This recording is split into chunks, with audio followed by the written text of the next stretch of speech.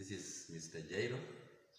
We want to continue from our last lesson. We were talking about electrolysis of solutions of salts that are not binary, salts that include water as a solvent. And we looked at electrolysis of various salts: sodium chloride dilute and sodium chloride concentrated. And we also talked about factors that affect or influence the discharge of ions at the anode and at the cathode, which were three: the position of the ion in the electrochemical series, the nature of the electrodes, and the concentration of the ions in the electrolyte. Now, when we were discussing electrolysis of sodium chloride concentrated, we said that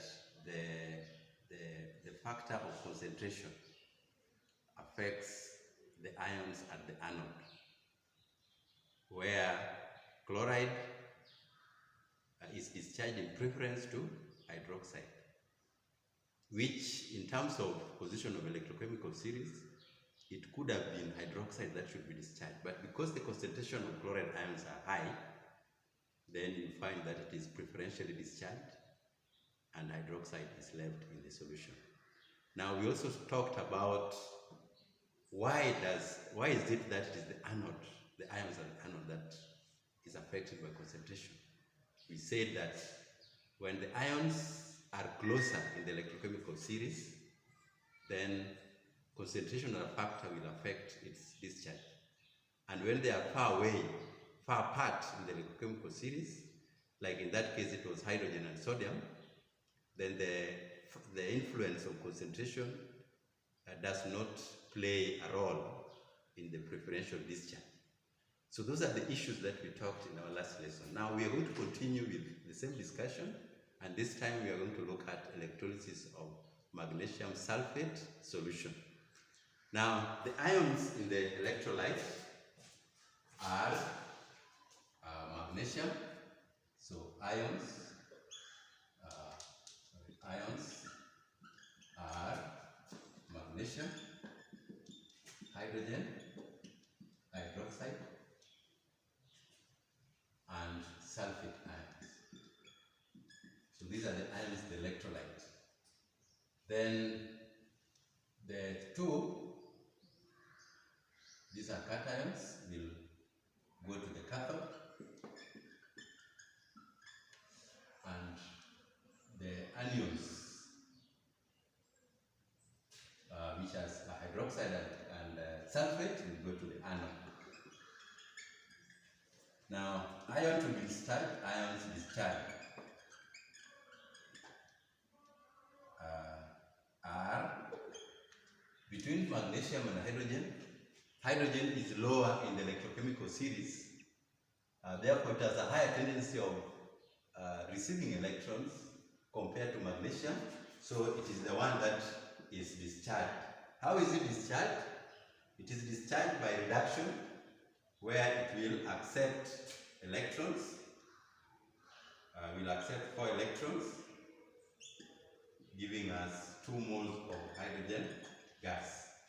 Then at the anode, we are seeing hydroxide, which is always the lowest in the position of electrochemical series, is going to be discharged in preference to sulfate, because it has got a higher tendency of losing electron compared to sulfate.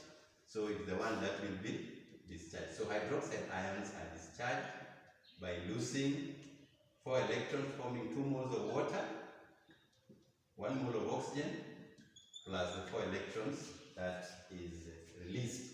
And we said last time that the electrons must be balanced on both sides of the electrolyte, the anode and the cathode. The electrons must be balanced. So in this particular case, you also realize the same ratio. The ratio of hydrogen gas to oxygen gas is always 2 to 1. 2 to 1. So this is, we saw this one also in electrolysis of dilute sodium chloride.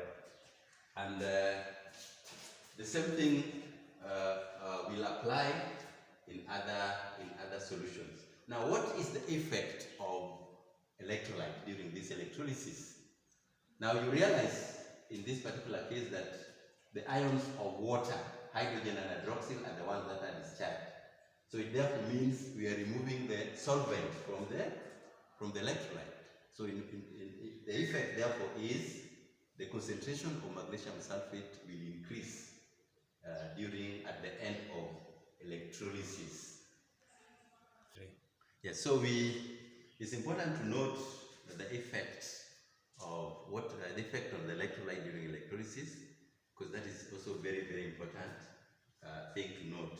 And so we said concentration of the electrolyte will increase because of the discharge of water. The ions of water, hydrogen and hydroxyl. Now we move on to the electrolysis of copper 2 sulfate solution. But here we are going to look at it in two ways.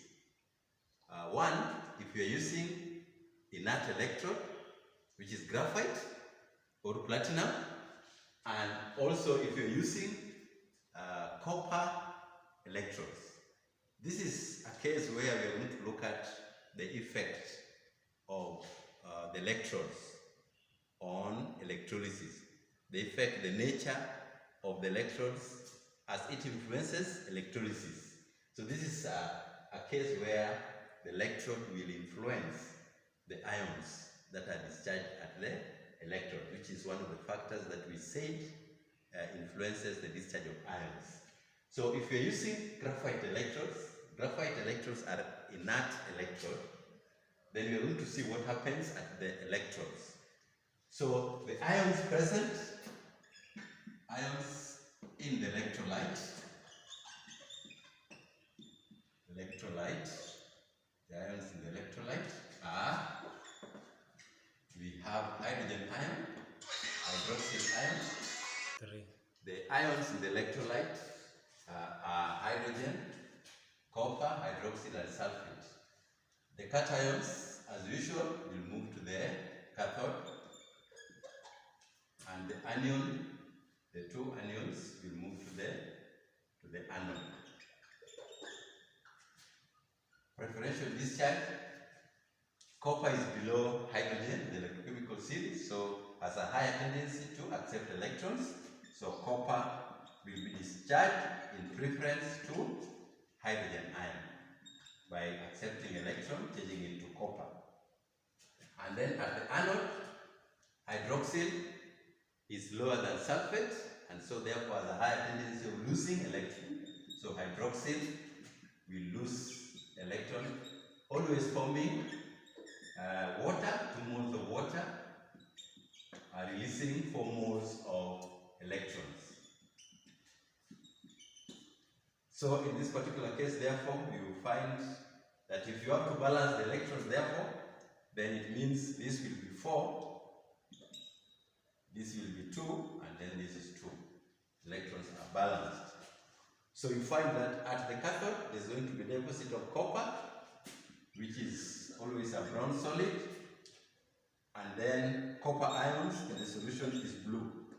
So it is important also to note the changes that take place during electrolysis or at the end of electrolysis. You find that at the cathode, there's going to be copper deposited. So it therefore means there's going to be increase in mass at the cathode because additional mass is deposited at the cathode on the graphite. So brown deposit on the cathode will increase the mass of the electrode cathode, and then a colorless gas, oxygen, will be liberated at the anode. And now that hydroxyl is being discharged and copper is also being discharged, so it therefore means the ions remaining in the electrolyte are hydrogen and sulfate. So it therefore means the concentration of hydrogen ions in the solution will increase, meaning the acidity of the solution will increase, lowering the pH of the solution. So what happens in the electrolyte therefore? Electrolyte now will be acidic. So it will be acidic, where therefore lowering pH, since the concentration of the hydrogen ions increases as the electrolysis goes on. Yes, so the effect of the electrolyte, as we said earlier, is important, and therefore you should note what happens to the electrolyte at the end of electrolysis. And from here, we are going to look at what will happen, electrolysis of the same copper 2 sulfate, but now using copper electrodes in our next lesson. Thank you for listening. We'll meet in our next lesson.